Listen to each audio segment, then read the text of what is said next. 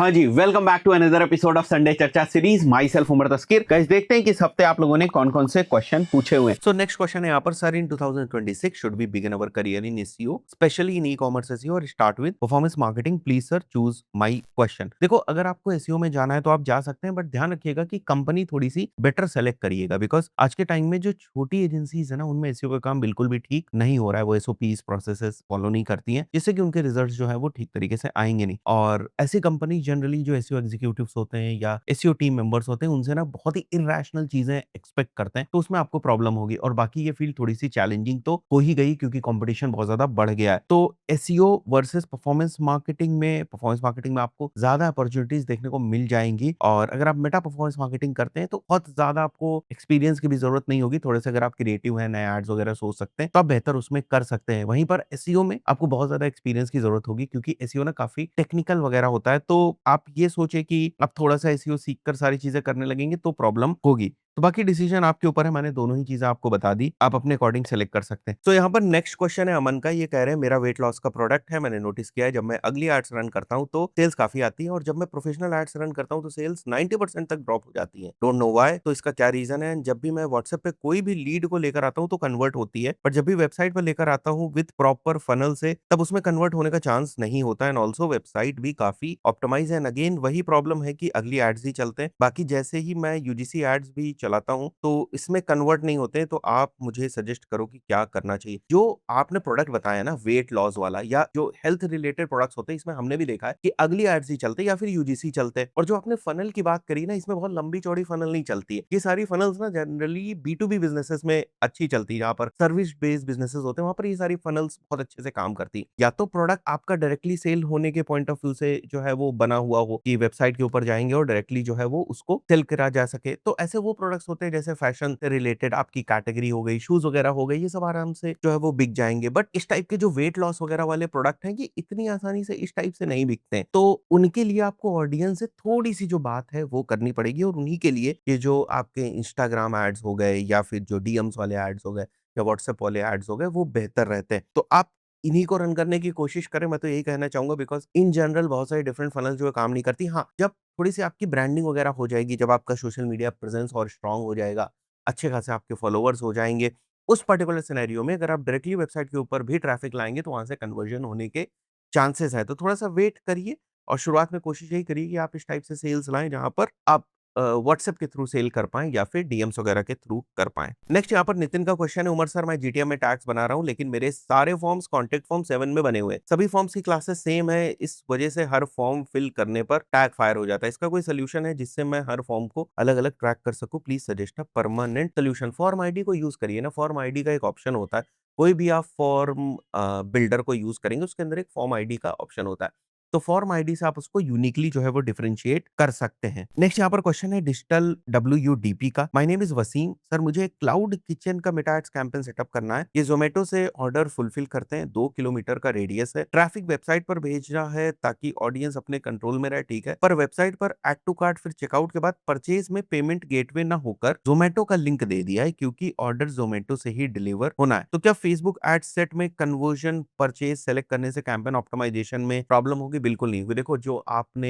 Conversion type select भी किया हुआ है ना, परचेज इवेंट बेसिकली जो आपने सेलेक्ट किया वो डिफाइंड ही नहीं है। अब क्योंकि ये चीज अभी तक डिफाइंड ही नहीं है तो फर्क ही नहीं पड़ता है कि आप उसको देखो, कुछ और ना तरीका निकालने की कोशिश करो। बिकॉज अगर आप जोमेटो पे ट्रैफिक भेजेंगे और वहां से आप कुछ कन्वर्जन को वापस मिटाट्स में नहीं ला पाएंगे तो प्रॉब्लम होगी। तो ये देख लो कि जोमेटो आपको इन सब चीजों में किस टाइप से असिस्ट थोड़ा सा कर सकता है, सो दैट जो इवेंट है वो किसी ना किसी तरीके से जो मेटा एड्स में है वो आ सके। अगर ऑफलाइन इवेंट्स, ऑफलाइन कन्वर्जन के थ्रू भी अगर आप मेटा एड्स में भेज सकते हैं तो उसको भी ट्राई करिए। बाकी जो आपने क्वेश्चन पूछा कि परचेज इवेंट सेलेक्ट कर देने से ऑप्टिमाइजेशन में कोई प्रॉब्लम तो नहीं होगी, यार उसको करो या ना करो कोई मतलब ही नहीं है, बिकॉज वो इवेंट जो है वो एक्चुअली ट्रैक ही नहीं हो रहा है।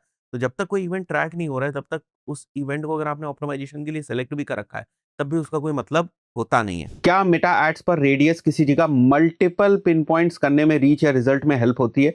जैसे मेरा बिजनेस दिल्ली में 6 लोकेशंस में है, बट सब 20 किलोमीटर रेडियस में कवर हो जाते हैं। अगर 6 पिन पॉइंट लोकेशन बनाता हूँ सेम एड सेट में, तो क्या पिन पॉइंट में पहले एड फोकस तक मैं समझ पा रहा हूँ? आपका ये कहने का मतलब है कि आपका जो बिजनेस है वो 20 किलोमीटर के रेडियस में है, और इस 20 किलोमीटर के भी रेडियस में 6 लोकेशंस को केवल आप पिन पॉइंट करना चाहते हैं। और अब आप ये पूछ रहे हैं क्या अगर मैं इस टाइप से पिन पॉइंट करता हूं तो मेरा एड इन्हीं लोकेशंस में पहले और प्रायोरिटी के बेसिस पे दिखेगा? यही आपका क्वेश्चन है और आपको यहीं से रिजल्ट आएगा। अगर आप ये समझ रहे हैं कि आपको यहीं से रिजल्ट आएगा तो वो हो भी सकता है और नहीं भी हो सकता है, बट एक चीज जो है वो होनी तय है, दैट इज बेसिकली आपकी जो सीपीएम है वो बढ़ जाएगी और आपके जो सीपीएल है वो थोड़ी सी ऊपर आपको मिलेगी। तो इतना पिन पॉइंट करने से एल्गोरिदम आपकी जो सीपीएम है उसको बढ़ा देगा और ये सारे रिजल्ट्स आपके बढ़ जाएंगे। बट इसका मतलब ये नहीं कि आप ट्राई नहीं कर सकते, आपको डेफिनेटली इसको ट्राई करना चाहिए। बट थोड़ा सा अगर ऑडियंस को बढ़ा देंगे आप या एरिया को बढ़ा देंगे आप तो आपको बेहतर रिजल्ट्स मिलने के चांसेस हैं। वो दोनों ही चीजें आप करके देख लीजिएगा। वैसे ये पिन पॉइंट वाला जो ऑप्शन होता है वो मेटा एड्स ने इसीलिए दे रखा है कि अगर आपका स्मॉल बिजनेस है और आप एक स्पेसिफिक रेडियस में ही पॉइंट करना चाहते हैं, पिन पॉइंट जो है वो करके ही उसको टारगेट करना चाहते हैं, तो उसके लिए ही ये दिया होता है। बट बहुत ज्यादा पिन पॉइंट करेंगे जैसे मैंने आपको बताया प्रॉब्लम होगी। नेक्स्ट यहाँ पर क्वेश्चन जो है वो जॉन का है। Sir I would like to ask is there a way wherein we can give an estimation of metrics and budgets in the media plan which will be close by from actual results, and also the estimates that we get from the Meta and Google Ads dashboard, why they don't match after running the campaign and from the previous projections in the media plan given। देखो Meta add जो आपको information देता है कि अगर आप इतने पैसे लगाओगे तो आपको इतने इंप्रेशंस और इतने आपको क्लिक्स मिलने की प्रोबेबिलिटी, वो तो बिल्कुल ही वेग होता है। और वो इसलिए भी होता है क्योंकि वेरिएबल्स बहुत ज्यादा हैं और वो भी आपको एक रैंडम डेटा जो है वो उठाकर दे देते हैं। देखिए कोई भी ना भविष्य को प्रिडिक्ट नहीं कर सकता, और अब अगर आपके अकाउंट ने पहले एड्स नहीं रन किए तो उनके पास उसकी भी डेटा नहीं होती, तो उसके बेसिस पे भी अगर वो आपको कुछ प्रोजेक्शन देना चाहे तो उतने कॉन्क्रीट नहीं दे पाते हैं। बिकॉज यहाँ पर ना हर चीज रियल टाइम में हो रही है। जो प्लेटफॉर्म्स है ना ये आरबीटी पे काम करते हैं, ठीक है, रियल टाइम बिडिंग के ऊपर ये काम करते हैं। मतलब जब भी आपका एड किसी के मोबाइल में किसी के जो फीड में है दिखने वाला होता है तो उस वक्त एक रियल टाइम ऑक्शन जो है वो हो रहा होता है कि आपका एड यहाँ पर दिखेगा या किसी और का एड दिखेगा या किसी थर्ड पर्सन का एड दिखेगा। तो एक रियल टाइम ऑक्शन है और ये जो ऑक्शन है ना ये बहुत सारे वेरिएबल से इफेक्ट होता है कि यहाँ पर विनर जो है वो किस टाइप से प्लेस किया जाएगा। तो इतने सारे वेरिएबल्स हैं, इतने सारे फैक्टर्स हैं, उसके बेसिस पर जो यहाँ पर आपको प्रोजेक्शंस मिलते हैं और वही आप चाहें कि रियल टाइम में भी आपको देखने को मिल जाए तो ऐसा पॉसिबल नहीं है। मेटा में तो बिल्कुल भी नहीं है। गूगल में हाँ जब भी आप मीडिया प्लान बनाते हैं कुछ हद तक जो है वो आप प्रोजेक्शंस की तरफ जा सकते हैं, बट मैं अगेन कहूंगा कि सेम चीज वहां पर भी इतने सारे वेरिएबल्स प्ले करते हैं। सीजनैलिटी का वेरिएबल है, टाइम है, डिवाइस है, उस वक्त प्रोडक्ट की डिमांड है या नहीं है, बहुत सारे ऐसे वेरिएबल्स हैं जिनके बेसिस पे जो रिजल्ट्स हैं ऊपर नीचे हो सकते हैं। बट गूगल एड्स के पॉइंट ऑफ व्यू से अगर हम सीपीसी के पॉइंट ऑफ व्यू से देखें, मान के चलते किसी एक कीवर्ड की अगर आप सीपीसी देखते हैं कि 10 रुपए से 40 रुपए एवरेज जो सीपीसी है वो आपको देखने को मिल रही है 12 मंथ्स में, और इसको आप कैलकुलेट करते हैं कि ठीक है मैं मान के चलता हूं कि 25 रुपीज की एवरेज सीपीसी मेरे को देखने को मिलेगी। और जब भी आप अपने एड्स रन करेंगे और इस कीवर्ड के अराउंड अपने एड्स को रन करने की कोशिश करेंगे, देयर इज हाई प्रोबेबिलिटी कि आपको इसी के अराउंड जो सीपीसी है वो देखने को मिले। बट आप इस बात को समझिए ये एक कीवर्ड है, ऐसे ही कितने कीवर्ड्स होंगे, ऐसे ही उनके कितने वेरिएशंस होंगे। तो इन सब का एवरेज आउट करना एक लॉन्गर पीरियड ऑफ टाइम के लिए और फिर एक लॉन्गर पीरियड ऑफ टाइम के लिए एड्स को रन करना और फिर एवरेज आउट करना, तो वहां पर आप को ये देखने को मिल सकता है कि कुछ जो है वो सिमिलरिटी आपको डेटा में देखने को मिल जाए या कुछ एक टाइप की जो डेटा है वो देखने को मिल जाए। बट अगेन यहाँ पर जब एड्स पहले रन हुए होंगे जिसके डेटा आपको देखने को मिल रही है एवरेज में गूगल कीवर्ड प्लानर वगैरह के अंदर या गूगल के टूल्स के अंदर, वो एक डिफरेंट सिनेरियो की डेटा है, ये एक डिफरेंट सिनेरियो की डेटा है। बट मेटा एड्स में तो बिल्कुल ही वेग आपको डेटा देखने को मिलती है। तो आप जब भी मीडिया प्लान बनाएं वो काफी ना एक वेग टाइप का मीडिया प्लान होता है, एक्चुअल में हकीकत कुछ और होती है। बट इस तरीके से थोड़े बहुत आप जो है वो मैट्रिसेस अगर निकालना चाहें तो आप निकाल सकते हैं, बट उसके ऊपर पूरी डिपेंडेंसी हो जाना या ये बोलना कि हम यही चीज जो है वो फॉलो करेंगे और इसी के हिसाब से अब रिजल्ट्स आने चाहिए, ऐसा नहीं है।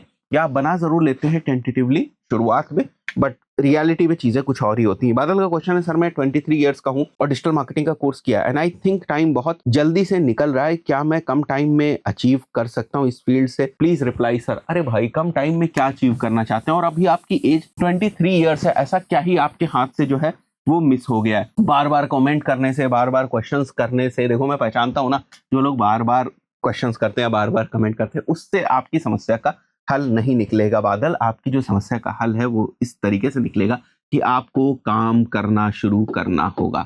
आप डिजिटल मार्केटिंग की फील्ड में काम करना शुरू करिए। करियर रिलेटेड ऐसे क्वेश्चंस ना दिन रात आपके दिमाग में आते जाएंगे और इन क्वेश्चंस का ना कहीं पर कोई अंत नहीं है। आपके दिमाग में जो चीजें आती रही, क्या ऐसा हो जाएगा, क्या वैसा हो जाएगा, क्या समय निकलता जा रहा है, क्या मैं लाइफ में कुछ कर पाऊंगा या नहीं कर पाऊंगा, मुझे अच्छी जॉब मिलेगी या नहीं मिलेगी, अब मेरा बहुत टाइम निकल गया है तो मैं अब कम समय में ज्यादा चीजें अचीव करना चाहता हूँ, क्या वो पॉसिबल है।